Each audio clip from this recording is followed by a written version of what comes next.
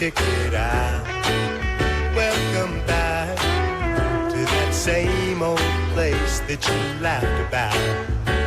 Well, the names have all changed since you hung around, but those dreams have remained and they've turned around. Good late afternoon, evening, however you want to call it. Welcome to the Hot Air Weather Hour. Plus, the plus sign means, of course, more weather whether you like it or not. And the reason we're playing Welcome Back Hotter today is because guess who's in the house? Greg Perkins. He has returned.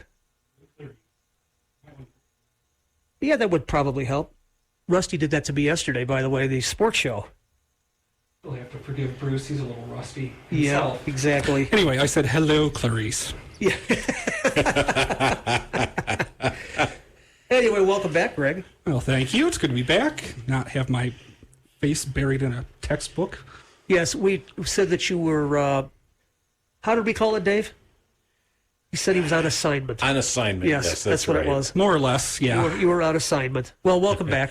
Great to have Of you course, back. we weren't the ones handing out the assignments in this case. No. I had nothing to do with that either. I just did them. Yeah, exactly. Exactly. Well, here we are again for our end of the year show. This will be our second end of the year show, considering last year was our first year on the air. But nevertheless, we have all kinds of stuff. We're going to cover the top 5 Chicago, winter, whatever things we had over the entire year. We're also going to do the top 5 national. I think Greg's going to throw together some Professor's Corner. Dr. Decimal Point is back in the house again with some statistics for this month, the winter, and the year. And I don't know what Dave's doing. Well, I'm sitting here. You're talking about talking about some winter stuff for the year. It's like I don't think the summer had a whole lot of winter stuff to talk about. No, it didn't. Okay. Although I don't know, with snow, in late April, kind of blends right in, I think. And well, October. the early autumn blast too didn't go over quite so well either with some of us. No, that first half of November. In fact, that's on my list of one of the Chicago top 5 weather events. Was the record cold first half of November? Yeah, and I've got the snowfall numbers right in front of me. So yeah, it's been a little weird. What you got for the Professor's Corner over there today? Well, I figured since we're going to be experiencing winter, hopefully sometime soon, in my opinion, hopefully, because it's past Christmas and there's no white stuff, and I don't think that's right, but I figured we'd do some winter weather terms. So I figured we would start with something that actually got warned further south just the other day, which is freezing fog, which is not something we see around this area that often. But when we do, it causes can be problems. Well, and we certainly had this year the setup for several events of that. When you have that, a couple of days worth of good cold weather, and then you go into a warm situation like this, and you get that frost coming back out of the ground, and just the pavement sweating and. Funny you should mention pavement sweating. With all the warm weather we have, and the ground is still pretty cold, the pavement has been sweating as well.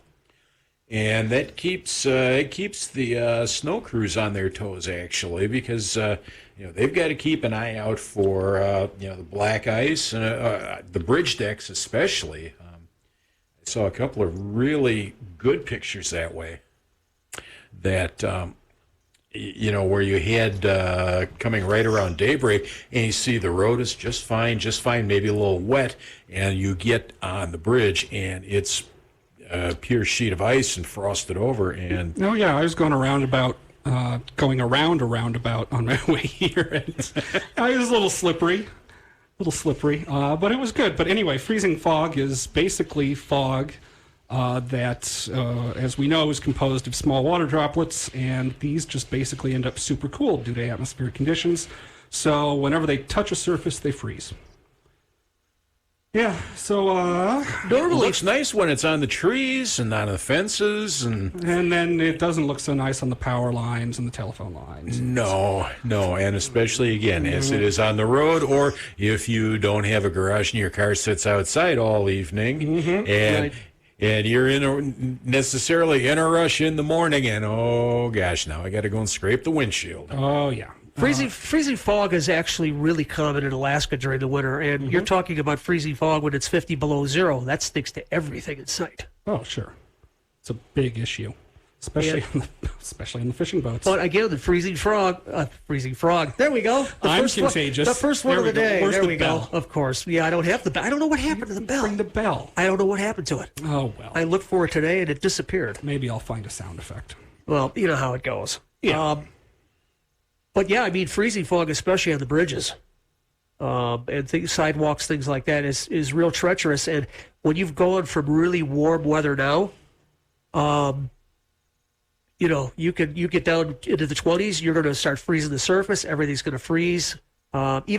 We keep soil temperatures at our station in Libertyville, and we went from 33, we're up to 41 now, 3 inches down. So we've warmed the soil up. There's moisture being extracted from underneath back into our sensors. So even though we didn't get any rain before the last 24 hours, the moisture levels actually increased because they were drawing from underneath. And that's the first time I've seen that happen since we've had our sensors in, and that's 10 years now.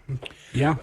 Well, one of the other things that really makes it tricky with the pavement refreezing, when you sit there in the afternoon, you've got the sun, and, the pavement's a little bit wet. It might only be around 28 or 29 degrees, but as long as you got that daytime and traffic on it, it's usually not too bad. But now we've gone this long without having a need for it, so all the salt's been pretty well ground off the road. It's it's on your car or somewhere yet, but right. With nothing on the road, you're going to get a situation when you can see when it's freezing over when you're getting snow.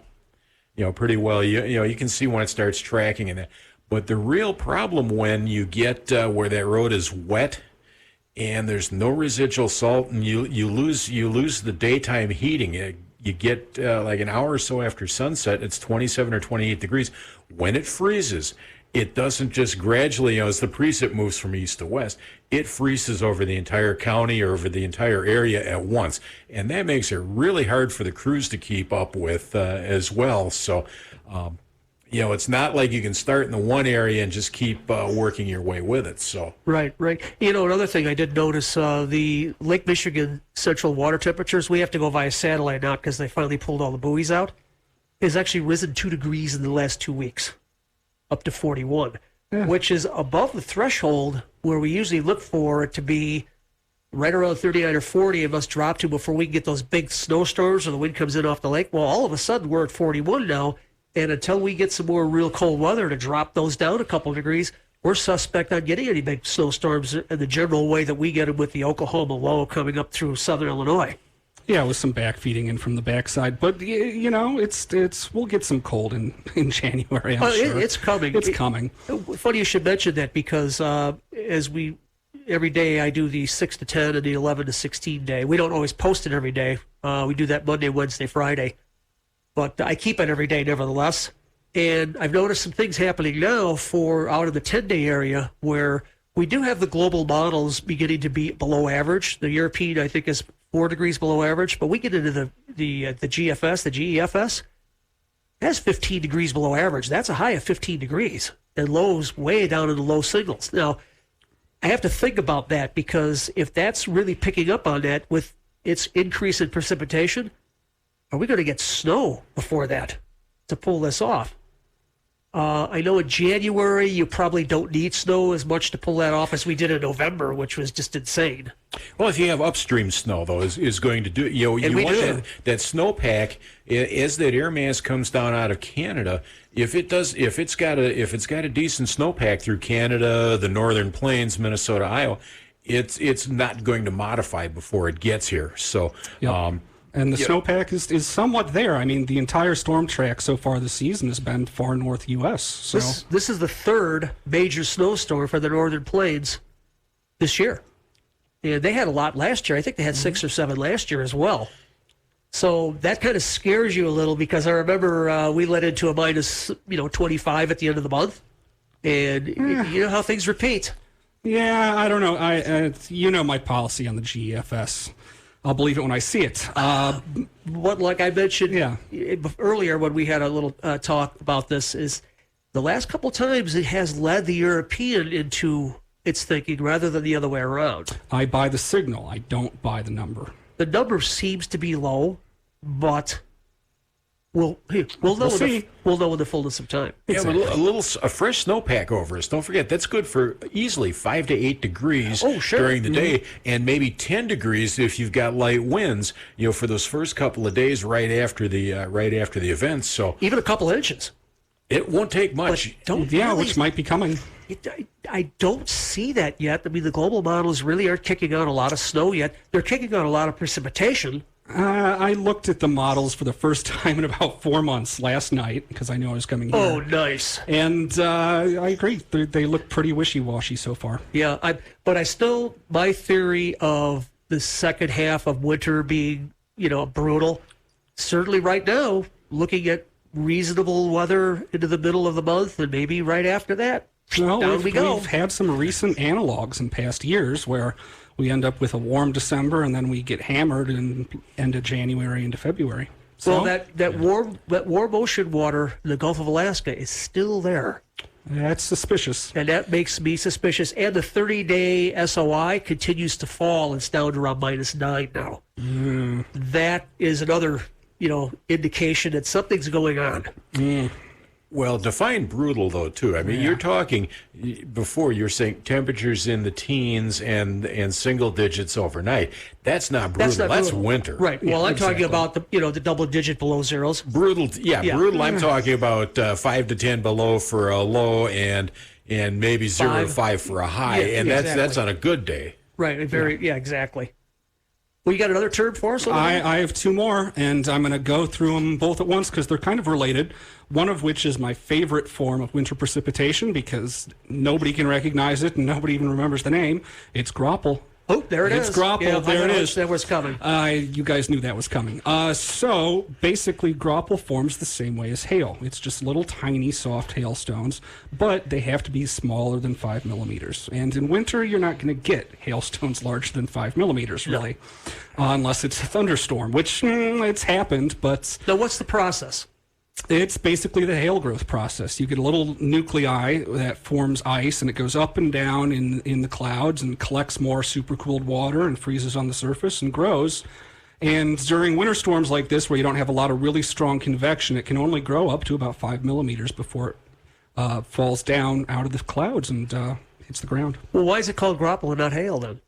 That's a question beyond my pay grade. Maybe we could ask the degreed meteorologist who's going to do a quick Google for us. Spill the beans, While Dave is Googling, I'm going to compare it to snow pellets, which is another actually kind of common precipitation form that people don't really know how to recognize. And it's actually kind of hard to recognize because it could have characteristics of hail, sleet, or snow. But basically, it's just super cold water coating ice crystals or very small snowflakes, and again falling out of the clouds. But it could also be snowflakes that melt about halfway down and then refreeze and continue to fall. So again, because it forms in all these various processes, you can get some very unique crystal structures that look different. I mean, I think everybody's seen them. I think the classic looks sort of like that white styrofoam packing material with the little tiny beads. Yeah, sure. Now, let me jump in here because you mentioned a word I don't think people out there really understand about supercooled water. Yes. And how water can cool below the freezing level and not freeze. That's it. This is water that is indeed below freezing and does not freeze. Well, explain that process. How is that possible? Mr. Meteorologist? Mr. Dave? You took more physics than I did. Well, let's go back to grapple first. Yeah. And the term is German in origin, and that's sounds right. it's essentially a Germanic translation to sleet. Oh, okay. Makes sense. So That's it? That simple? pretty much that simple, yeah. Okay, so you're going to cover the supercooled water process? No, I was going to pass that to you. Oh, no, you're not passing that to me. We're going to look for the physics guy again. Oh, boy.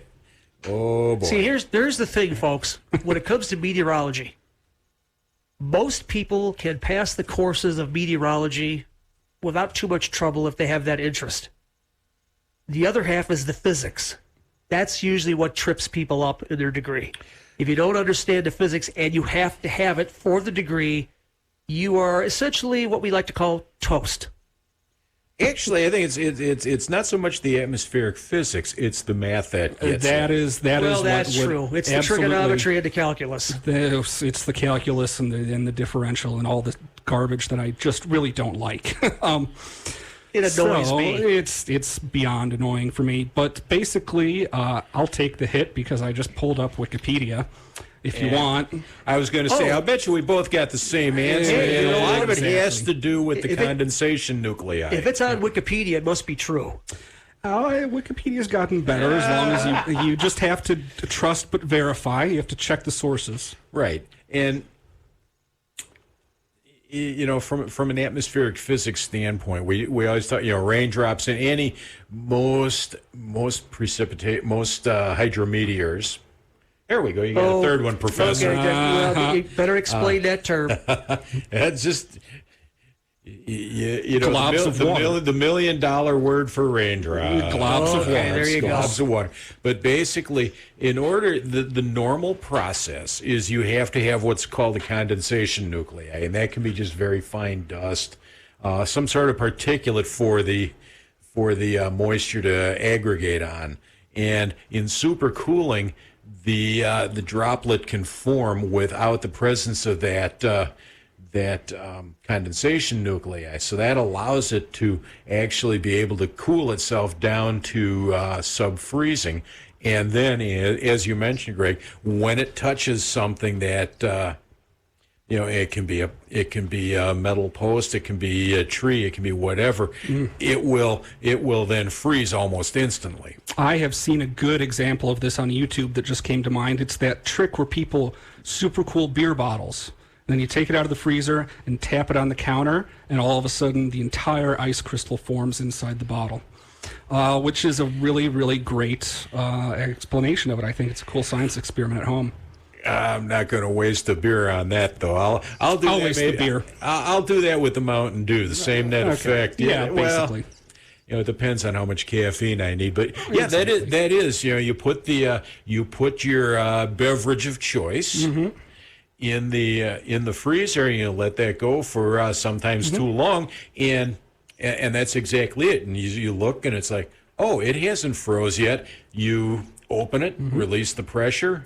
And it's because there's that pressure component there helping it, and all of a sudden, whew, you've got instant slush. Exactly. The entire point, though, is that water, when it freezes, it needs some point where the crystal structure can start to form. Correct? Right. So Exactly. that's why you have things like hail forming along the condensation nuclei. Same thing in your home freezer. I was going to ask you a question. I can't think of what it was. We caught Bruce off guard. Yes, you did. I was doing other The things. first of several tonight. What's the over/under on that tonight? I don't know. I'm Anyway. gonna keep track. A lot.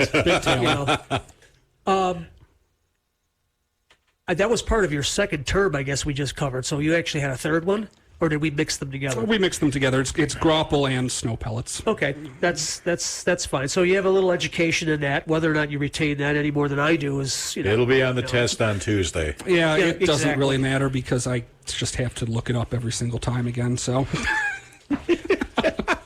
One of the things I want to cover today, and we'll do part of it in this first half hour, and we'll do the other part of it next half hour. Are people usually like to know what are the top weather stories for the 2019 year? And I've compiled the top 5 storms nationwide for this year. And we'll start with number 5 and get your guys' opinion on this. And that was the 27 people that died in the polar vortex that came down at the end of January. do you have to call it that? Yeah, well, Yeah. that's what it was listed at. That's where we had Chicago. Was it a bomb cyclone? Well, actually, it's funny because that was on a list and I didn't like the name, so I didn't put it in. Yeah. I did want to deal with it. Yeah, I'll put aside my pet peeves for now. Continue. Okay, well, now I'm going to get in here for a minute. Yeah. These are not anything new for the AGW folks. No, These it's not. things have been there. The 83 outbreak when we were minus 20, some 27. These terms have been Yeah, they've been around forever. bomb cyclone, bombogenesis, or It's been around whatever since we the want to. 70s. Yeah. It's Polar vortex. They've all been around. It's exactly nothing new. exactly. I And mean, that's my point. It's my pet peeve with the polar vortex is that the process is a lot more complicated than just, we have this vortex of cold air over the pole and it comes down sometimes. It's way more I complicated. think what people don't realize is this polar vortex is, by definition, over the pole. And it's usually an extremely high altitude, and the air that interacts with the ground isn't actually from the polar vortex. Right. Well, interestingly enough, here's what people don't realize. When the polar vortex weakens is when it's most dangerous for our area. Because that's when it slides off the pole down to the Hudson's Bay and a little further south toward Lake Superior. That's when it gets us. Well, and what happens is that you end up stirring up cold air masses in the lower atmosphere because of the problems in the upper atmosphere, and that throws cold air at us. So anyway. And there was another term that I heard 2 weeks ago, maybe. What was it? River of air. Oh, that's atmospheric river. That's big. That's going to be the new one this year. That's been around. That's been hot for like a decade now. All of the atmospheric rivers coming off of California, and locally Guess we have what? to blame for that. We had terms for that. And the aviation people jokingly talk about the Pineapple Express. Yeah, come on. Headwinds between Hawaii and California. We don't need to call it an atmospheric river. It's a jet. And hey, get this. Let's really. How many jet streams are there out there? And there's multiple. Oh, I know. Northern stream, southern stream. Well, the subtropical, the polar, mid-latitude. Define jet stream. Tropical. There's arguments. It's not on your list. No, it's not on my list. Anyway, we'll get back to your thing now. Yeah. Anyway, it was the winter storm area that hit the polar vortex with the minus 31 degrees in Rockford, an all-time new record low. Yeah, that sucks. We did have a minus 25 at Chicago O'Hare, and I was very upset because if we just pushed that high pressure back about 3 more hours, we could have broken our all-time record. And I don't like it when somebody else gets to break theirs and we don't. That's not one I want to break. Too bad. Hey, you know what? Like anything else, this is a weather show, and we all have our opinions about weather, and mostly wrong. But and believe me, I could write a book on my stupidity. Oh, here's the thing about weather: everybody's wrong half the time. Yeah, pretty much so. I worked the. Was it the Christmas '83 where we were like, did we make 100 hours or 96 hours sub-zero consecutive? Somewhere right around there. Well, it was the record is from '83, I believe, 100 straight hours. Right. I don't think we were even close to that. It was in the '60s. No, but I remember working that one, and that's why I can say I don't want to do that again because I had an apartment, no garage, and we're trying to get into work, and you're sitting there. We actually literally, some of us would go and get to work, take the battery out of your car, and bring it into the office to keep the battery from freezing. Yep. Exactly. You want to hear about my stupidity last year during the coldest day of the year? I had to replace the battery in my car. Oh, what a shock. Why would you be any different than anybody else? Yep, exactly. You're supposed to do that ahead of time. Well, it was interesting, especially the way they build cars now. Oh, well, Oh, my God. The hard part is you actually have to do it when it's 20 below zero. That was the part that really sucked. Okay, but that's the same. That's no different than amateur radio, where you don't get a good antenna hookup unless you do it in the middle of a snowstorm. Yes. Yeah. Or hail. Yeah. Well, Yeah. hey, remember the special event station we had when Glenview Naval Air Station closed in 1995? We put all of that equipment up when it was 10 degrees and it all worked perfect. I was 8. Well, I'll tell you right now. I don't know. Well, I'll tell you right now. If it had been 70 out, nothing would have worked. Well, Absolutely. yeah, that's true. Yeah, I don't know why that is. It just is. But anyway, we got too far off of that. Number 4 on my list was the March 3rd outbreak of tornadoes that killed 23 in Alabama. That was not a good day. No. That was a mile-wide, 24-mile-long tornado through Lee County along the Georgia border. That was bad. I have to say, though, it's not through any fault of the Weather Service. I think They were way ahead of it. the performance during that outbreak was outstanding. And it's just what happens when you have large, violent tornadoes going EF4s through will do that to populated you. areas. Well, and the Southeast is a special case too. I mean, there have been numerous studies on a lot of the issues with the warning network, and it's not necessarily a fault of the warning network, but you have that, and you go into Appalachia. And you go into a lot of those areas where you got the hills and the hollers and that, where radio reception is not as good as it can be. You got a lot of vegetation, and that makes it hard. Keep in mind, and I've always said I'd love to have somebody at some university somewhere do a basic spotter's guide for the upper Midwest, and not, it's not here like you're going to see in Oklahoma and all those videos on, pick your hype channel where you can see it from 30 miles away. Yeah, no, it's not a thing for most of the country. Interestingly enough about this, is it can be pretty readily explained. Usually by that time you are starting to work the severe weather season more northward. Well, since this occurred on March 3rd, what was going on in the Midwest? Arctic air below zero. And you clash that with an slowly advancing severe weather season, this is what you're going to get. Yep. Is a big outbreak. And, pretty classic setup, just in the wrong place. And we still have a couple of minutes before we're going to take a break. Let's get into number 3, and that is the tornadoes that went through 8 states in late May of last year. There were 500 reported tornadoes in a 30-day period during that May. Although it was pretty well documented, again, the Weather Service is way ahead of the game. And there were 53 twisters that went through 8 different states. And it included Indiana and Ohio as well. And again, another clash of the seasons changing. Warmer pushing north, and the spring just not ready to give it up. Yep. Here's the next one. Number 2. And that was the July heat wave, where we had the 110, 112, and 115 heat indexes. Not pleasant. No, that was not good. It was, I think, No, there were but if 34, you remember, 34 million people were under heat advisories at that time. Yeah. Was it 89 that we had like 5 or so days of actual temperatures above 100, not just heat indices? Well, actually, it's funny you bring that up. The record for 100-degree days consecutively is 3. Do you know when that was? It was not during the 95 outbreak. No. And I think it was 88 or 89, no? No. Do you correct, Greg? 30s? Nope. The 2012 drought. Oh, 103, 103, 103. interesting. The only time we've ever had 3 consecutive 100-degree days.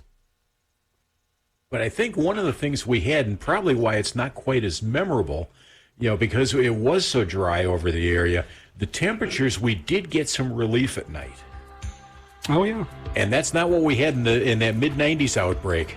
That was a big problem, especially for people in the urban areas in the heat island without any air conditioning. So, Yep, exactly. Well, we're going to take a break here and get to a couple of things on the community front, and we'll be back.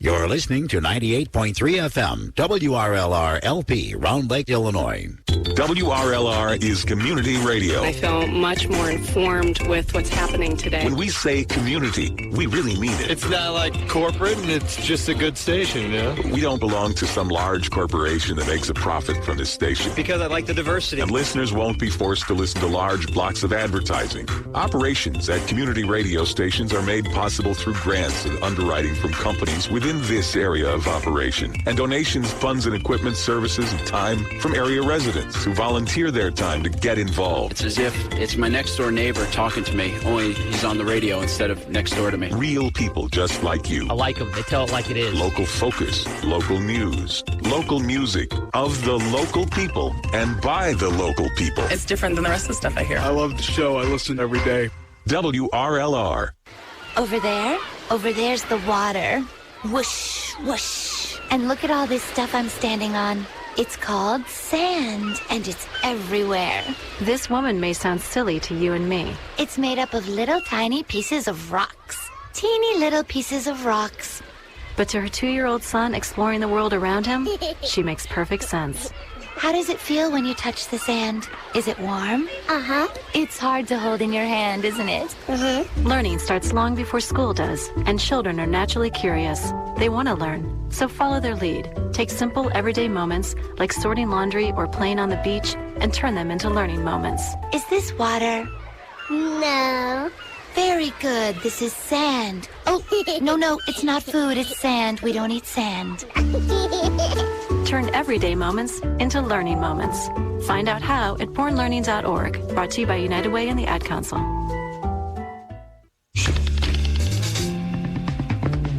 Hey everybody, Wayne Boyker here. Tune into my show called With the Beatles every Thursday from 3 to 4 o'clock p.m. The name of the show, With the Beatles, is exactly what the show's about. Every week I'll play a number of musical artists along with the Beatles. That's Thursday afternoons from 3 to 4 o'clock for With the Beatles on 98.3 FM, WRLR.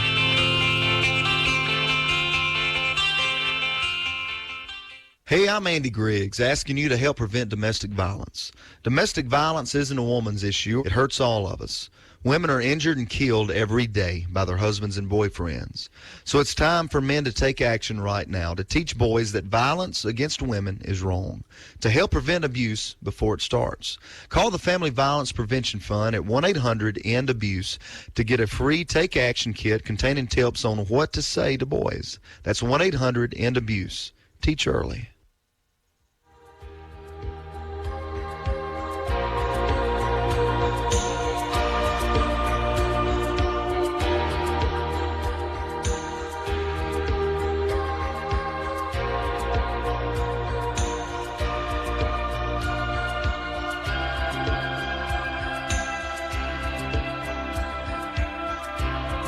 .34 here at WRLR 98.3. It's 53 degrees around Lake. And we're going to get back to our discussion on the top 5 national events. And I don't think there's any question about what the number 1 was. I mean, if you really think, I'll give you guys a couple seconds here to think about it. Okay, we're done. No, just serve it up. How about if I give you a clue? Okay. South of here. Southeast of here. Keep going southeast. It's a whole lot of country, Bruce. Keep going southeast. It's a whole lot of planet, Bruce. Get off the U.S. Hurricanes? Hurricane Dorian, the Bahamas. Yeah. The worst hurricane that they have ever had. I don't know what the status of recovery is there right now. Not good. I know that, fortunately, a lot of people left Grand Bahama to get off that island, which is a good thing. But that was September 1st. It was a category, if you allow me to say it, a category 5+ storm, which I think it was, and it made landfall, and it was slow for hours and hours, moving 1 mile per hour, stationary 1 mile per hour, and it just battered the islands for 48 hours. I can't even imagine it. I think they said there were 5 deaths. I don't think anybody really knows for certain. If it really was 5, that's... How many months ago was this? This would be September 1. September. That might be, if that's the latest number, that might be. I mean, it's just thousands of homes were destroyed. I mean, it was just...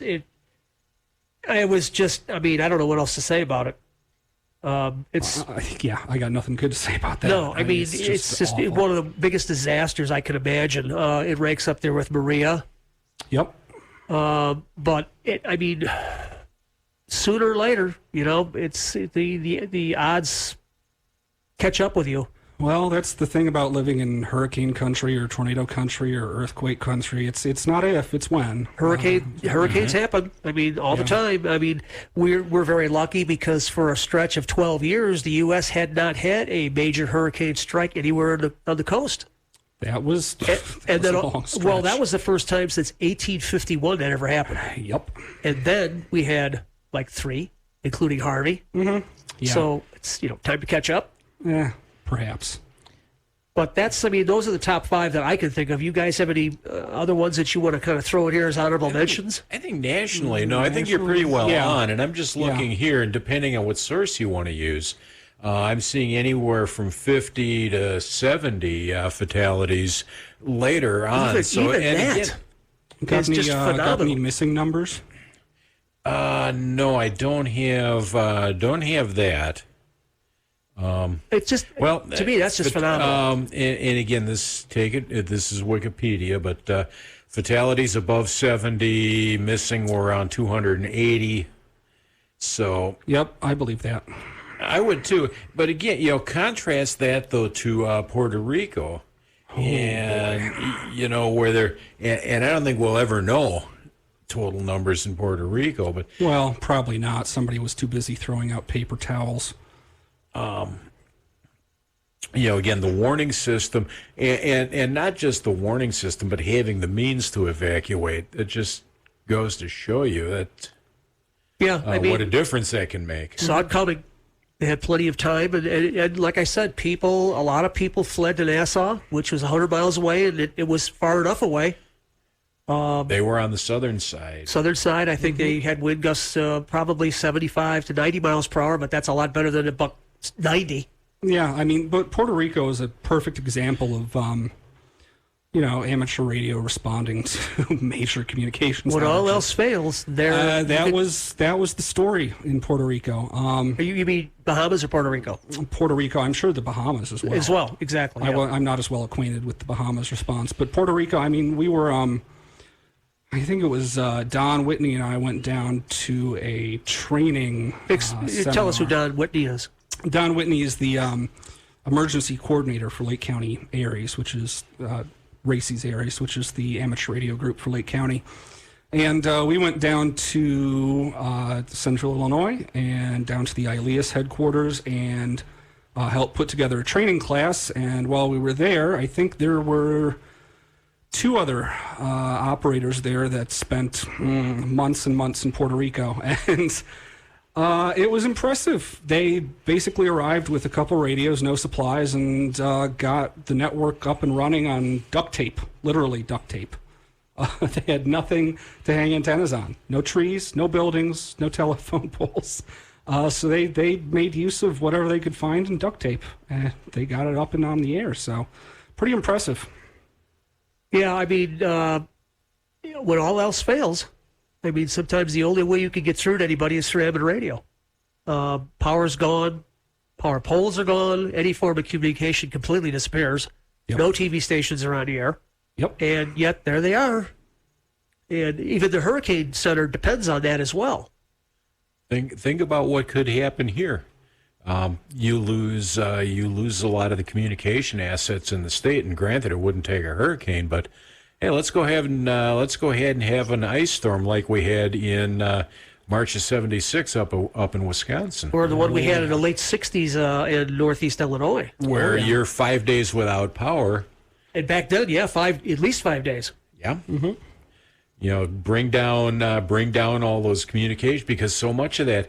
Oh, yeah, we've got the internet. Well, yeah, to a certain extent, maybe. Yeah. But, you bring down all these communication towers. And was that a couple of years ago in Kentucky, I think 2013, where they had such a massive ice storm? And oh, yeah. It's cell networks, one thing. But that's not uncommon down there. Southern Illinois, Kentucky, Tennessee. Ice storms are kind of North Carolina. They're a little more used to it. But, you have the same problem up here. You have everyone's communications for the last mile are on poles.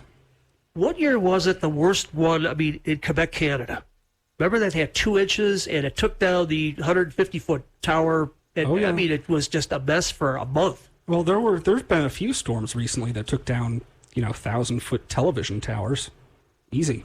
So, we mentioned the fact of being without power and things like that. And I know the general rule around here, and we've probably talked about this before, but since we're, not really into deep winter yet, we should probably hit it again, is that you really need to have, and this is just a base, I don't necessarily agree with it, you need to have 3 days worth of supplies, and that's basically water, some canned goods, potato chips, things like that are easily accessible.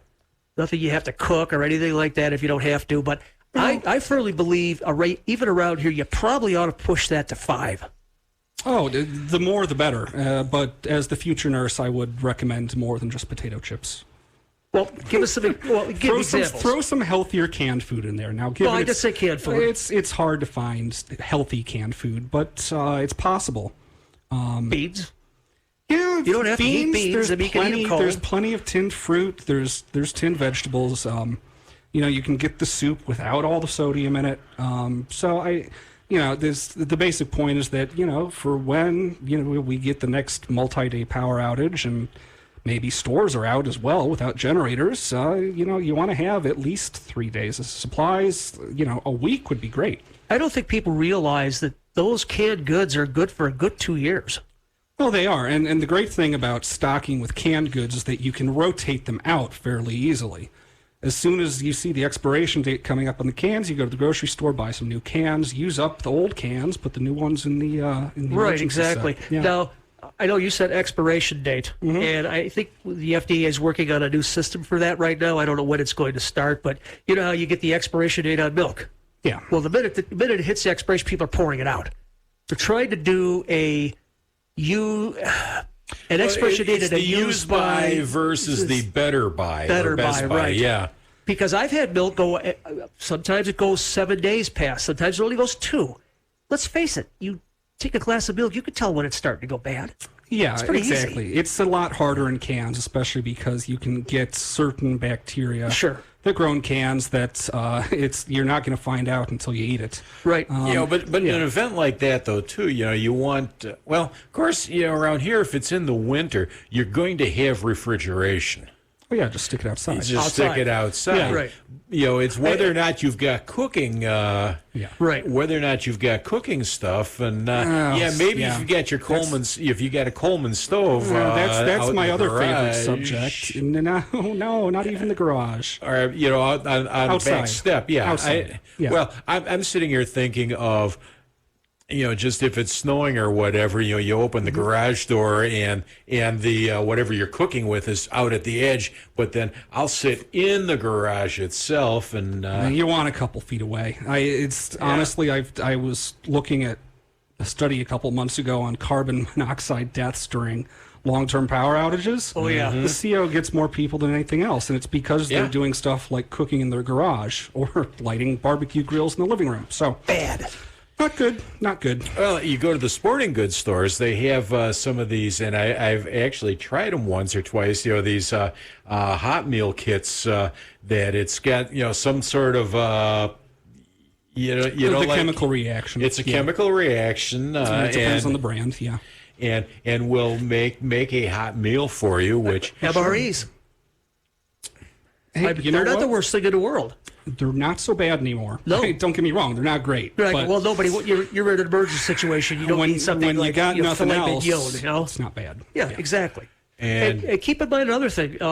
As far as not having power in the wintertime, I know a lot of stuff you may not want to freeze. Well, you don't have to keep it frozen. Stick it in the snow, and it's going to remain pretty much close to 32 because it's an insulator.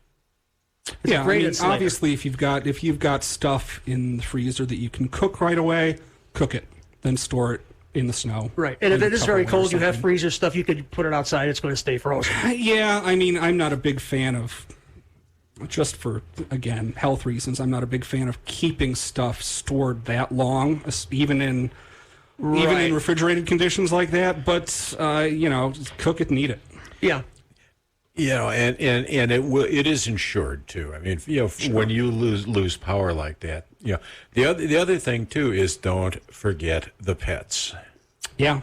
Not as a food source, but absolutely not. No. But no. Seriously though. Never mind. Yeah, let's not go there. Seriously though, granted, Fido and Kitty will probably not mind if you give them a little bit of ground beef or something like that, or some probably staples. Be pretty happy. They might very well be. Better But than if I had ground beef when there was no power, I'd be happy. Better than the dry stuff. Oh yeah, no doubt. no doubt. And one of the good things, and granted, you guys both know, I am not one of these model-centric chart readers that sit there and, well, this model says this, but it could be, well, this model says that. You know this how I model- feel, that's your confirmation is the model about what you're thinking. But, so the one thing I will say, especially with events that are most likely to cause something like that, the models do, I think, Greg, you used the word signal. Absolutely. They do a large scale event like this will tip its hand a couple of days ahead of time. And you even do more have so. time. You do have time to prepare. Medication the same way. Now, granted, I cringe when I see, we're on storm watch or something here. We might see up to a half an inch or maybe even an inch in some areas tonight. And who was that guy who got fired for calling that out on live TV? He's my hero. I don't remember who that's my hero of 2019. It just it clouds the real situation at hand. Oh, a big cold wave, 10 above. Really? Call me when it's 10 below. I mean, this guy called it out on live television and lost his job over it. They've talked about this so much on the Weather Geeks podcast, which is a bunch of broadcast meteorologists who are very, very good, discussing issues like this. And, the amount of hype that is pushed upon them by the media consultants that the stations hire is unbelievable. And keep in mind, it's not the people that are actually delivering the message. They're not the ones that have made the decision. It's their bosses that have made the decision. And I think that's important to know. Just say, so-and-so is a rotten. No, don't blame him. Yeah, I mean, the production and marketing consultants come up with all of these guidelines about when to put up the fancy warning graphics. And unless you want to get fired, what are you going to do? Right. And there was a now retired broadcaster from up in Milwaukee that did, and this goes back 10, 15 plus years. So I thought you just recently. I was thinking of John Milan. No, this has been going on forever. No. This was an afternoon show guy, not a meteorologist himself, but they did a Snowmageddon, funny, tongue-in-cheek, humorous broadcast. They had all the same thing. It's like, staff meeting here in 5 minutes. We're having to ramp up for the anticipated half inch to an inch of snow, and you're going to be over at the county salt shed, standing in front of a salt pile, and you're going to be at the grocery store, and make sure you clear those shelves before you shoot. And there was that get guns and ammunition. It's unbelievable. But it is scary in some ways because there was also, I think it was this hurricane season. There was, I believe it was, it was, and it was reported in the media. So I'm going to say it. It was a Weather Channel team shooting at some hurricane, and they wanted to make things look extra dramatic. So they got the anchor to put on his waders and go stand in a ditch and filmed him in the ditch with a close-up, so you couldn't tell. And then, of course, on social media, 3 million people posted photos of them doing that, and it's just ridiculous. I mean, and I remember after Katrina that there was such the political pressure to get power established and everything else, and there was more than one power company lineman not familiar with the area down there that waded through the ditch and up the pole, and next thing you know, well, I'm not getting down until that gator swims away. Well, that's fair enough. Fair enough. You brought up a good point about models catching on and giving signals. I think probably, I've been interested in weather you're coming up on, probably half a century, really. I think the best signal that I have ever seen was the Groundhog Day blizzard of 2011. Greg remembers this. We had our Buff Kit models showing 20-plus inches of snow more than 7 days in advance. It locked on at the day 10, and it never moved. And I remember they were talking about it 5-6 days beforehand. Here it comes, folks. You better get ready. And they were right on the button. They had the blizzard watches right up early. It's the large events like that. There's so much energy that they're consuming, and so much. it almost, I hate to say, overtakes the model, but absolutely. Well, you it does. get feedback problems and issues, but that's the thing, is that it's a signal. You know something big is coming. Now the numbers are not going to be right 7+ days in advance, but the physics packages are picking them up. They were close. It was close. The buff kits were well over 20 inches of snow. That is probably the best example I've seen in my very short time of doing this stuff. But it's the best example I've seen. Reminds me of a John Coleman story. Yeah, from '67, when he said that Chicago was going to have 2 feet of snow, and they laughed at him, and 2 days later it happened, and 6 months later he was working for Chicago. Yeah, and he did that without models. Yeah, without models, just hand maps. What does that tell you? That's, there it is. I've said it before, the best computer model we've got is the one between our ears. Yep, exactly. There's a reason we still have colored pencils. Yes, exactly. Well, Chuck Doswell was famous for that. He says, if you don't write out your maps by hand, Greg's laughing, I'm not going there. Yeah, we're not going to use the term you that are he going used. to be a fool. And that's exactly what happens. Mm-hmm. I want to dive into something I promised last month when Dave was here. And I'm holding it right. There it is. They see it. No. They see it. Tell us what it is, Greg. I'm going to have a stroke. Come on. On air. It is the Farmer's We're not Almanac. resuscitating you. No, you're stuck. Put me out of my misery, please. Well, I'm going to throw you out on the tracks and let them write the safety report up. That is one last semester of nursing school I have to deal with, please. Promised last month that we would decide and analyze how well it has done. Now, I'm not going to get into the day-by-day specifics that it had. No. Okay. But the monthly predictions, what's temperatures slightly above, precipitation, et cetera, for the month. Now, the Region 6 that we deal with in the Farmer's Almanac covers Minnesota, most of Iowa, Wisconsin, most of Illinois, Michigan, Indiana, and into Ohio. Now, I'm not familiar with this particular copy. They just make a blanket forecast for that entire region? Well, they sort of separate north to south a little bit. Okay. Or east to west on some occasions. And here's what I did, though. Okay. I have 9 stations that I chose from this area. Minneapolis, Redwood Falls, Green Bay, Wausau, Chicago, Cleveland, Toledo, Indianapolis, and Moline. Okay. And during that time, I did all the average temperatures for November and the preliminary for December, and above or below anomalies, including precipitation above or below anomalies. Now, the verification I used is the same that we use for our extended forecast, okay? And that is, if you're 8 degrees off, you get a 0. If you're 2 degrees off, you're probably going to get a 75%. So here we go.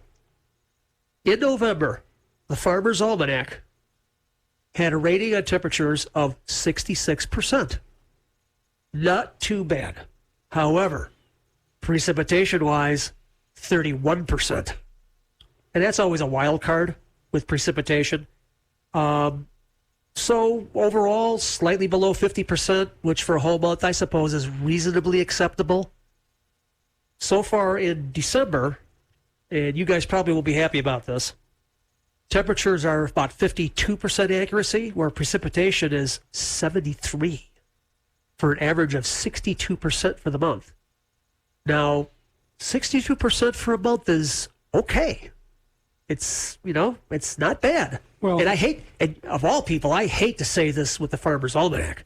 So you've got yourself a 49 and a 62. Well, let me not bad. take some of the wind out of your sails. Your sample That's size what I'm is looking for. one. Your Yes. sample size. Exactly. One. For just that 1 month. Even a Ouija board is right sometimes. Well, it's like a stop clock is right, twice a day. Yeah. Okay.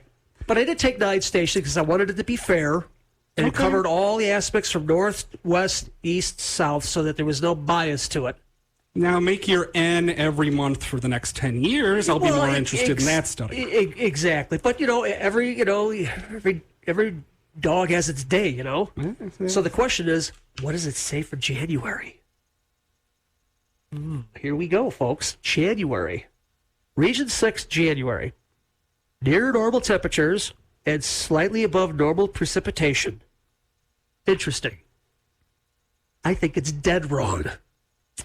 I think it's good. I think in the end it's going to be, well, it's the the same qualifier as we normally do. What's the average over the last 30 years? Yeah, here's the thing, and there are a lot of people complain about this with NOAA's forecasts. That's not a forecast. It's an outlook. Yeah. Yeah.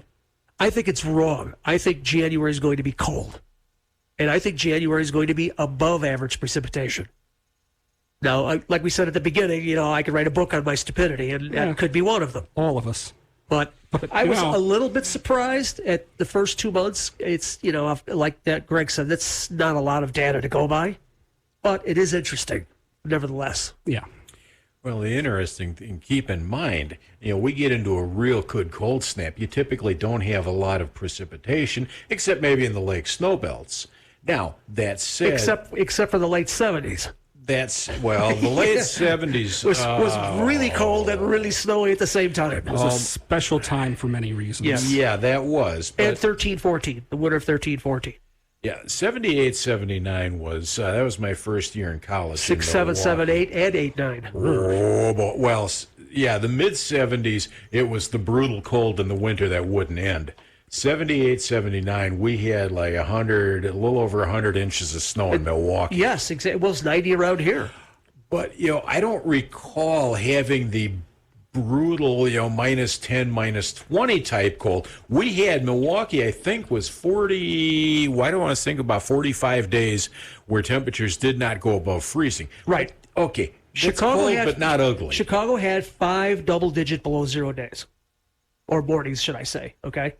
There were no minus 20s, like there was last year. And looking at all the coldest winters on record, the minus 20s were pretty absent in most of them. 13-14 was the third coldest winter on record, not a single minus 20. So it really has no relation. And Dave and I did talk about that last year. I did some kind of looking into it to see, because we've had 17 minus 20s or more, of which 9 occurred between 81 and 85, which were brutally cold winters. That's what I've heard.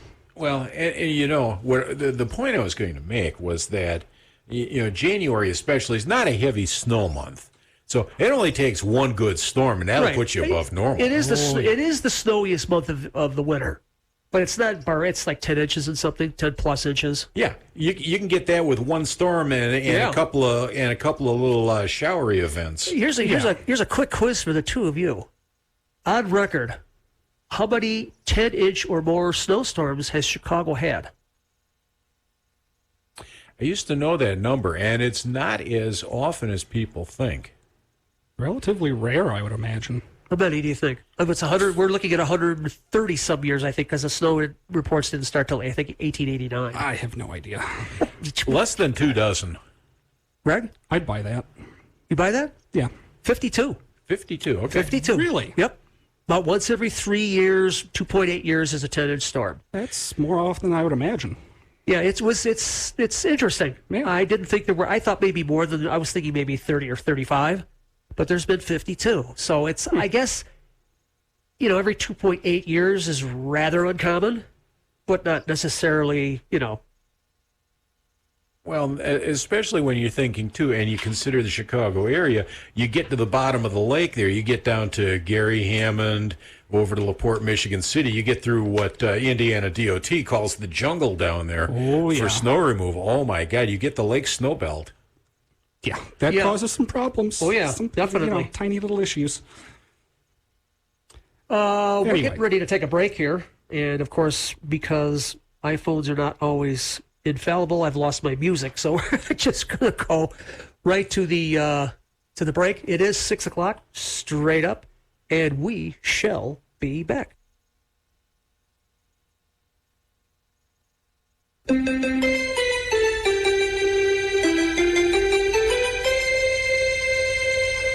You're listening to 98.3 FM, WRLR LP, Round Lake, Illinois. Over there's the water. Whoosh, whoosh. And look at all this stuff I'm standing on.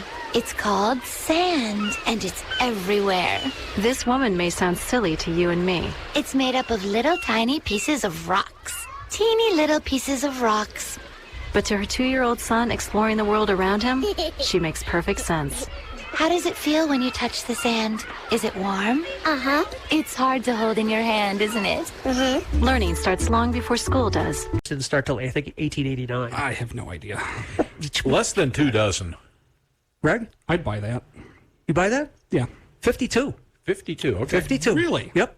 About once every 3 years, 2.8 years is a 10-inch storm. That's more often than I would imagine. Yeah, it's interesting. Yeah. I didn't think there were. I thought maybe more than. I was thinking maybe 30 or 35, but there's been 52. So it's. I guess, every 2.8 years is rather uncommon, but not necessarily. Well, especially when you're thinking, too, and you consider the Chicago area, you get to the bottom of the lake there, you get down to Gary Hammond, over to LaPorte, Michigan City, you get through what Indiana DOT calls the jungle down there for snow removal. Oh, my God, you get the lake snow belt. Yeah, that causes some problems. Oh, yeah, some, definitely. Tiny little issues. We're getting ready to take a break here. And, of course, because iPhones are not always infallible, I've lost my music. So we're just going to go right to the break. It is 6 o'clock, straight up, and we shall be back.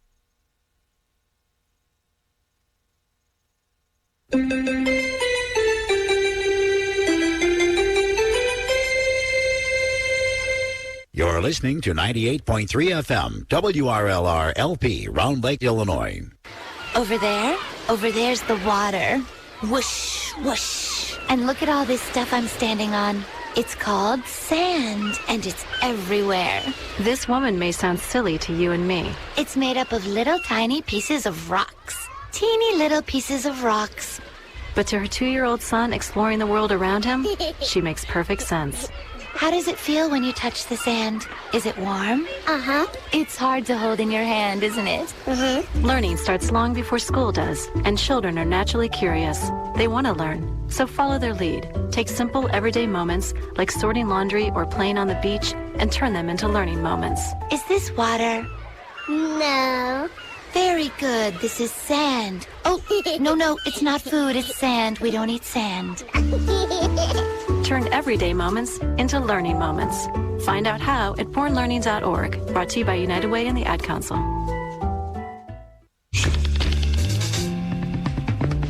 Hey everybody, Wayne Boyker here. Tune into my show called With the Beatles every Thursday from 3 to 4 o'clock p.m. The name of the show With the Beatles is exactly what the show is about. Every week I'll play a number of musical artists along with the Beatles. That's Thursday afternoons from 3 to 4 o'clock for With the Beatles on 98.3 FM, WRLR.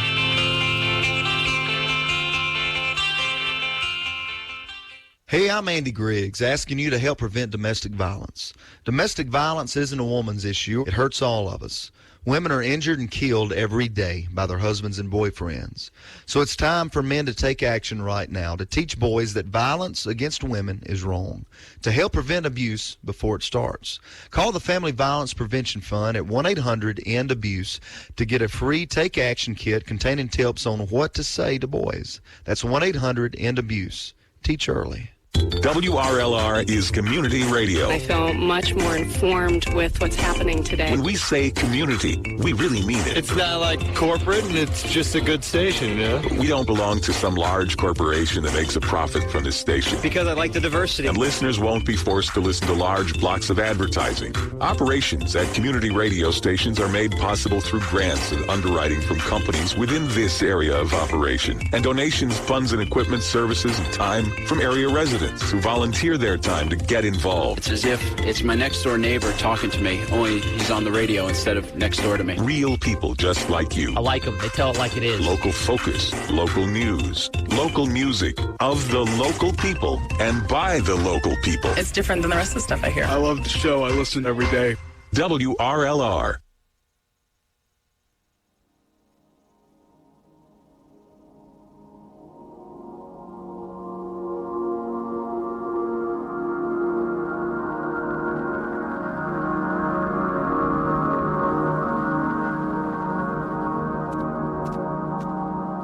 .604 at WRLR 98.3. We are back for our third half-hour segment, and I guess we're going to dive into the top 5 things going on with Chicago weather locally rather than nationally. And I'll get started. We'll take a couple of these, and Greg has some safety things he wants to go over. So, here we go. Number 5. And by the way, chime in if you think I'm a moron on these. If you have a different opinion, which you probably do. So, Always. the April 27th snow of nearly 5 inches in Lake County. I think that ranks as number 5 on the list of Chicago events. Yeah, I've always said it's not baseball until either the Cubs or the White Sox are snowed out. And boy, look at all the snowouts there was, too, across the whole Midwest area. Why would you start a baseball season in the North? Because you have a dome in Milwaukee? It doesn't matter. It started south of the Mason-Dixon line and for the first couple of weeks and then bring it back north. It's ridiculous. Come on. I remember the old County Stadium days going to opening day and having to brush the snow off your seats up there. Oh, yeah. I guess it was the latest 2-inch plus storm on record. I believe it. Yeah. And definitely. I know there's been snow in May. I remember the old record of flurries used to be June the 2nd, 1910. If you go to the Weather Service page on records, that's been changed. It's no longer there. I think it's now the 24th of May. And this is something that Joe Bastardi was yelling about years ago, that he went back into the analogs. And Joe Bastardi is Weatherville Analytics. And he's always yelling about something. And he's always yelling about something, but he's good at what he does. And he went back to the analogs and said there's no way they could have had snow in Chicago with 850 millibar temperatures above freezing. It just wasn't going to happen. There's something wrong with it. Well, interestingly, it was a couple years later that was changed. And it's no longer the 2nd of June. And it was just an accident that I looked it up. And so, wow, something happened. So at least we got that going for us, which is nice. Well, yeah, but that deserves a ranking. Yeah, I think the April storm. Oh, yeah. Yeah. Number 4, the Quickie EF0, or was it an EF1 actually, in Waukegan? I think it was a 0-1. I think there was a part. Here it is. It was an EF1. The Weather Service maximum winds 90 miles per hour. Yeah, okay, that's just over the borderline. Yeah. I buy that, given the damage. That was the damage that included the flipped car that we saw. And by the way, folks, let me explain something quickly here on flipping cars over. Tornadic winds are different than straight line winds. Straight line winds are the horizontal winds from thunderstorms or microbursts. Tornadoes have 2 components. There's horizontal and vertical wind. And some of these cars, with the aerodynamics that they have, you get a 60-mile-an-hour wind horizontally and about a 20-mile-an-hour wind vertically underneath these cars. You can flip them with 60-mile-an-hour winds. It's not an unusual occurrence. So flipping a car over at high winds is not as big a deal as you might think. No, I mean, that's a bad day for whoever's driving. Exactly. The roof damage that they had and some of the tree damage was a lot more definitive. The threat for the severe weather was there, though. Now, I don't remember, Greg, was there a slight risk or a marginal risk? There was a marginal risk. I think we were just towards the edge of it. There was no watch, no warning, no mesoscale discussion. So we were in the SPC outlook for the day, but there was basically no other storms in the area, no products out, no headlines. So everybody was caught off guard. It was just a brief spin up, really. It was 4 minutes. And actually, when it got over the lake is when it was really spotted. It was very clear. A lot of photographs of it. But there was a lot of whining about why wasn't there a warning. And because by the time the warning gets through the system in 2 or 3 minutes, it's already gone. Yeah, I mean, people have to understand even faster than that. But the bottom line is these small event, these EF0, EF1, a lot of these quick spin-ups that are just, they form, they drop, and they're back again. You can't get the mechanisms in place. No, I mean, the issue is that, a lot of the standard these days is radar-based warning, right? Well, the radar only refreshes every 2 and something minutes if it's in the fastest mode. Right. It was not that day because that was the only storm out there, and it didn't look impressive. It was not impressive. Greg, Dave and I talked about it via text, of course. And there was like one volume scan where there might have been a little bit of the velocity signature, but it was gone immediately afterwards, and that was it, actually. I only saw one, too. Yeah. And it was very subtle. And keep in mind, too, again, if you've ever been through the Weather Service spotter courses, in Lake County, that radar beam is 3,500 in the center. More than that, even. I think it's 2,200 to 4,800 north to south to north. Yeah, I think it's even higher than that. But the bottom line is these small ones are not coming from these 50,000-foot supercells They you form see out below over the the plains. beam. Exactly, and that's quite possible. Again, the need for why we have local spotters, why we need to have that sort of information. Your big storms out of the plains, or even here for that matter, the big EF4, EF5s. They, let's see, the Moore, Oklahoma was an example of the big EF5 of recent times. They show up pretty early, and they're pretty pronounced all the way through the atmosphere. They were able to throw warnings up for that 35 minutes in advance. Oh, yeah. Look at the Washington, Illinois storm back, was it November of which year? It's the one where I was in Arizona because I didn't think we'd ever have severe weather in the middle of November. Yeah. That's right. And, we were working that one already early. Oh, yeah. Because of, the setup was that potent. And, again, the larger storms like that will tend to signal themselves, like you said, you have the added lead time that you can work with, and these small little events, which, as Greg said, if you happen to be in the car that gets flipped over, it's pretty significant. It's a bad day. Not even our spotter network was much help there because there was absolutely no activation criteria that we had. Nothing. So we were just had one eye on the radar for this one tiny little thunderstorm, and we had nobody out there. Weather's unpredictable. Every once in a while, and then a little bit later on, was it another week or two or three? That's the other one. And you had the one that came over Wakanda, triggered the warning. But that had a good signature on it. That had a good signature, but it never touched. Never touched. Yeah, but we had a lot more people watching that one. Oh, yeah. I was on the radio with the emergency management agency manager, and he was monitoring all the law enforcement channels and relaying me. We had a boatload of pictures on our Facebook page. Relaying me all the PD reports of guys in squad cars under the thing. So that got everybody's attention when that one touched down without any warning. Number 3, take a guess what that might be. How about the Halloween snow? That was pretty good. That was pretty good. And you know what? That had been mentioned 3 or 4 days earlier that this is something we need to kind of keep an eye on for the pumpkin kids. And that's exactly what happened. Yeah, I had more fun with that one, giving out Halloween candy in a Santa Claus suit. That was very interesting. And because of that, it led us right into November, which is on the list. I've got the numbers right here. This was actually came up on the Ask Tom Y website yesterday. This exact question. Oh, really? Yeah, and the question was from Dave Landsiddle, and he asks, "Dear Tom, has there ever been a year like this where the monthly snowfall total for October exceeded snowfall totals for both November and December?" It's happened twice before. But this year, October produced 4.6 inches. November was 3.7, and December was 0.5. There you go. Yeah, I would 2 times, huh? So they have every 75 years or so. Let me see. On average. 1989 and 1967. Oh, so only in the last 50-some years. Yeah. Oh, it never happened before that. Not according to Tom Skilling. And 1967. Yeah.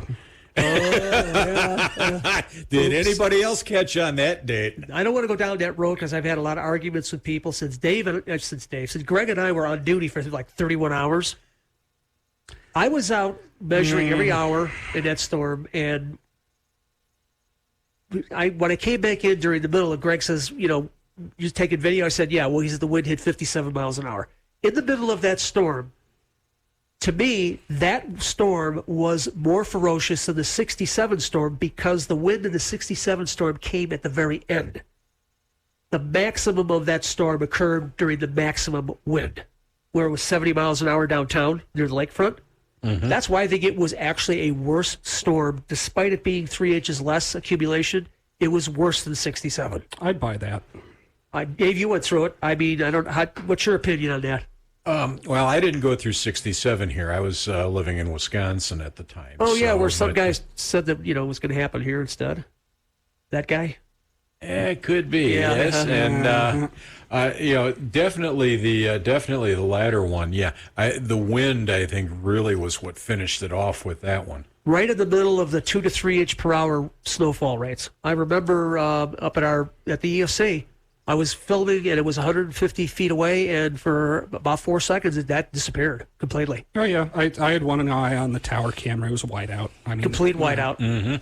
Well, I remember we had in Wakanda that they had to get somebody by ambulance to the hospital, and we ended up having to coordinate with Public Works to have a plow lead the way to get. Yeah, I mean that was bad, but there were people on Route 173 that Wright County Emergency Management couldn't get to until over 24 hours later with the National Guard. Well, you and I went over to the Winchester House. Oh, we had to go get breakfast for everybody. Order up food for all of these people they were going to bring in. Yeah. So it was interesting. Very, very formidable. And the January cold ranks number 2. The 25 degree below zero and the 54 below wind chill. I think that's probably the second number. Now, I want to know what beat that. Well, I think what beats that is because, as everything else, it did warm up fairly soon afterwards. But what didn't warm up was the 13 degrees below average for the coldest first half of November on record. That was 17 or 18 degree high temperature, which was like 12 degrees below the record low maximum, and the record lows in the morning of single digits with no snow to be really found anywhere. That's pretty formidable for any time, considering it's an all-time. 13 degrees below average in early November is darn cold. Formidable, yes, but when I look at big events, I'm thinking of from a survivability standpoint as well, and that's why I might flip-flop 1 and 2. That's fine. That's not an issue for me. Yeah, it just depends on the criteria. Yeah, I mean, 1 wins on the duration and 2 wins on the severity. Yeah. So yeah, exactly. I don't have a problem with that. We did say Dr. Decimal Point was in the house, which would be me. Be me. So we're going to just touch a little bit on it. All right, spit some numbers at us. All right, let's get some numbers here. So far in this month of December, it didn't start off like we were going to be a really warm month, and then all of a sudden this last week or so, in 10 days has happened, and we're now almost 6 degrees above average for the month. We finally did get our first reasonable rain in almost a month. I mean, there's been virtually nothing but a couple little dustings of snow, and that was it. And what last night did is tipped us at Libertyville at our station over the 50-inch mark of precipitation for the year. That ranks with just 2 years ago when there was 49-something. So we've had some pretty wet weather 2 of the last 3 years during the year. As far as temperature for the year, we were 1.1 degrees colder on average than we were the year before. So even an anomaly. We ended up -1 over the last year. We were +2 at the end of last year, so we basically have lost 1.2 or 1.3 degrees over the last year. It's mentionable. It's not spectacular, but -2, if it was -2 or 3, that would be considered a lot. I mean, if you look at the difference between the Little Ice Age and the medieval warm period times, there's like a 3 3/4 degree Fahrenheit change between the two. So if you have a whole year that's 4 degrees below average, that's gigantic. But Chicago was colder than it has been. Even the 2-year averages are starting to roll over now. So we seem to be kind of trending toward that 35-year cycle that kind of showed up, I believe, in the 40s and then the 70s, and now, maybe 80s we could throw in there. Maybe that's beginning to roll again.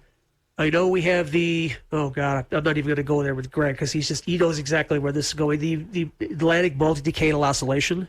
Oh, boy. Yeah, so we're starting to see a lot more snow in Greenland now, because the warm water has stopped moving north because it desalinizes the water and slows the current down. And this is what happened in the late 60s. It's also and the early plot 70s. of a terrible movie. What's that? Oh, which movie? Now I'm blanking on the name. Day After Tomorrow, was it? Yes. Oh, that was brutal. Well, it was okay, but it's still brutal. It's Michael Bay. Yeah. Speaking of water, one thing that didn't make your top 5 that maybe we want to think about is the Lake Michigan water levels. Yes. Not to mention all the flooding we've had the last year. Have you seen pictures of North Avenue Beach compared to 13 when it was at its almost the lowest point? Wasn't that the year? Wasn't that the year that a certain elected official was talking about how Lake Michigan is going to go and run empty at some point? Because they saw a pier in the 57th Street beach that they hadn't seen in 100 years. And the there was this hole in the middle of Lake Ontario near the St. Clair River that was draining out, and emphasis on, again, we don't know everything. We don't know anything. Mm-hmm. But the lake is near record highs, but it is forecast to fall 4 inches next year. Yep, it tied the record high for July 1986. Okay. That was a really wet year, too, before that. The whole year was wet, like this one. But remember, wasn't it the 1980s where the lake levels were so high and they were bringing in all that riprap from Wisconsin to try and shore up the shorelines around here? And then by the 90s, when the lake levels went, they were hauling it all back out again. Oh, yeah. I saw 2 pictures from 2013 North Avenue Beach and this year. It's remarkable. Oh, it is. 70% of it disappeared. Just from last year, it's up 16 inches. That's big. Since 13, it's up 6 feet. That's huge. Yeah, something like 6 feet. But I think to put kind of a funny spin on this, if we get one of those great big windy storms with northeast winds 50, 60 miles an hour, Lakeshore Drive is going to be closed. Oh, they've already closed it multiple times. And Dave and I have talked about last month about the fact that they're going to have to not only go out and close it from the water, but they're going to have to pick up the lake trout, too. Well, did you see the because video? Because all the fish get blown up on the lakeshore. No. Did you see the video of the salt truck falling in the lake? Yes. Oh, that poor guy. If you're salting on a 10-degree embankment, don't you think there's probably a pretty good idea you're going to slide a little? Well. And they got out before it went in. I don't know if it was the driver's idea, but who knows? Who knows? Saw it, passed it. Now that brings up an interesting point, though. We've seen the early season northeast winds pushing the water up on the drive.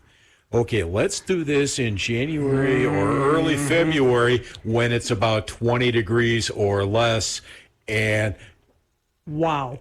You're not gonna be able to scrape that ice off of the drive until April. And by the way, it wouldn't be the first time that they've had to take fish off the drive. Every time the water levels have gotten high in the past, it blows the high waters, take the fish with it. So it's there they are, lake trout all over Lakeshore Drive. Yeah, in April that'd be great for the smelt fishing season. It'd make it a lot easier. Yeah, absolutely. It's probably got a lot to do with why the water temperatures in the lake aren't falling as fast as they usually do, is because of the high level. That, and we've had a lot more consistent westerlies too. So you've got haven't had quite so much in that. When you get the northeasterlies and that, you're blowing the warmer water over to this side, as opposed to when you get the westerlies, you're blowing it over to the Michigan side, and you get the upwelling. And now, what people don't really realize is that I can't explain the reason for it up front, but when the lake temperature falls to 38, it kind of holds there for a long time because you have to roll, for some reason, it has to roll down 60 feet to get all 38 before you can fall further. I don't know what the process is called. I can't remember what it was, but it's rather odd. That's more physics that are beyond me. Yeah, it's 38 stays there until everything in that top layer is 38, and then it starts to get colder again. Another one of your favorite terror classes in college, geophysical fluid dynamics. Oh, don't even. There goes the calculus. Oh. And by the way, we only have 1.9% ice on the Great Lakes at the end of the year. That's pretty remarkable. And the Keweenaw Peninsula, have you seen some pictures up there? The lake snow already they've had? Oh, big time. And that's because the water's not frozen. Yep. I remember John Coleman did that to me way early back when I worked with him.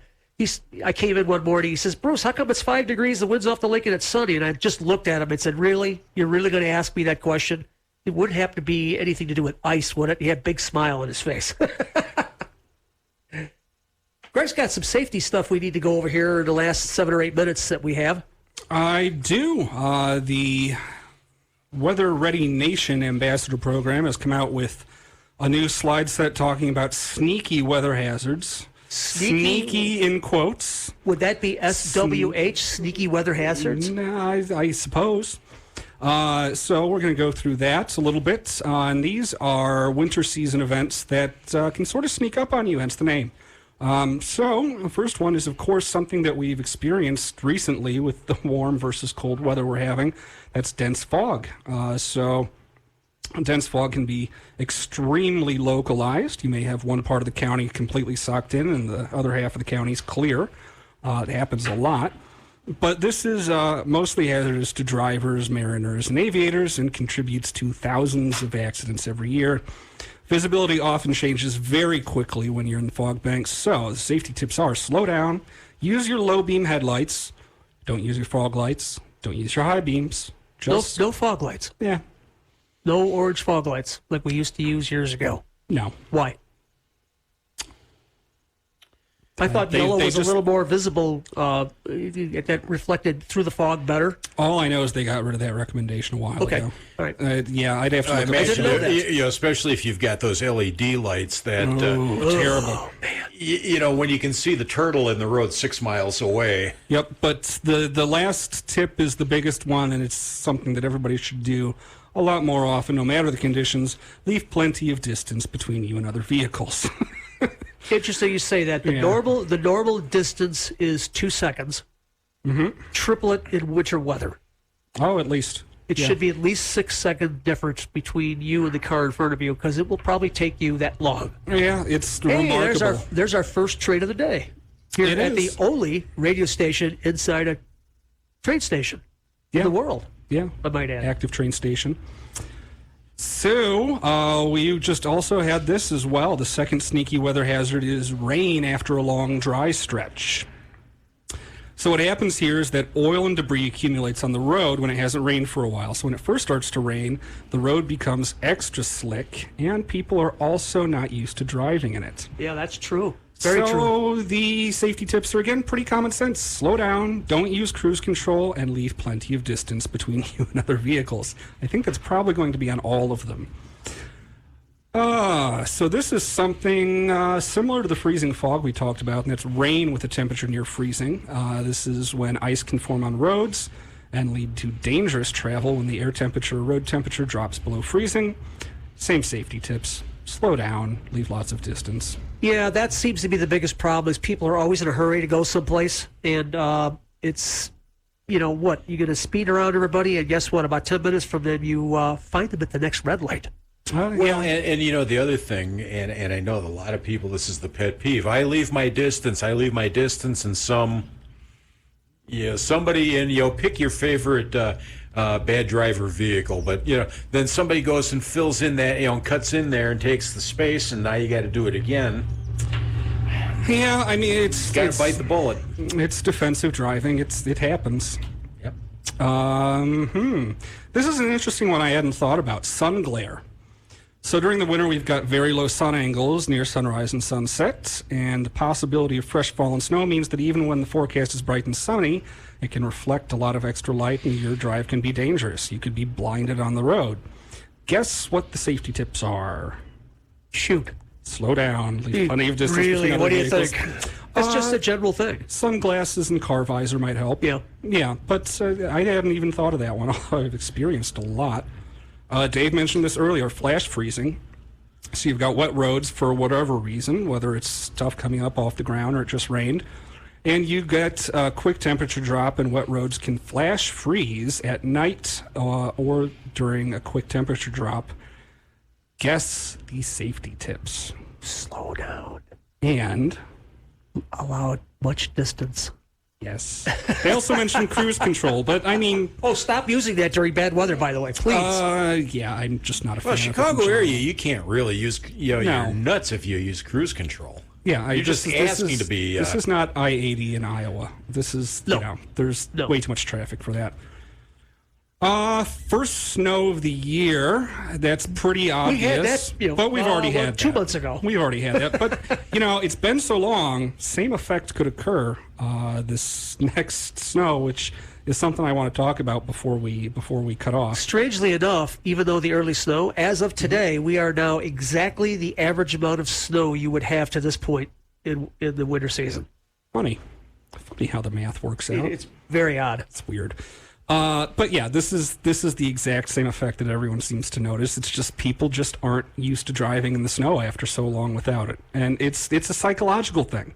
You can't help it. You're used to going the speed limit, maybe above the speed limit, and for 3/4 of the year, and all of a sudden you've got an inch of slush on the roads, and oops, off to the races. And your suburban assault vehicle will slide on the ice as well as that little Ford Escort. It's funny you should mention that. People, here's an example. 4-wheel drive does not mean you could go like a you-know-what through snow. Nope. You could slide around the corner just as easily on 4-wheel drive as you can on 2-wheel. Your 4-wheel drive is basically kind of a safety measure to help you get off the road in a slick spot, or if you're going up slightly a hill and you go 4-wheel drive, so that you can actually pull away from the light without flying around all over. But it needs snow. But if you think you could speed around a corner and slush, that's the thing. 4-wheel drive doesn't stop you any faster. No, it doesn't. It doesn't. So, there's freezing drizzle, there's snow squalls, and basically the safety advice for all of these things, all these sneaky weather hazards: leave extra distance when you're driving, slow down, don't use cruise control. And I'm going to throw one more out there. Ice safety.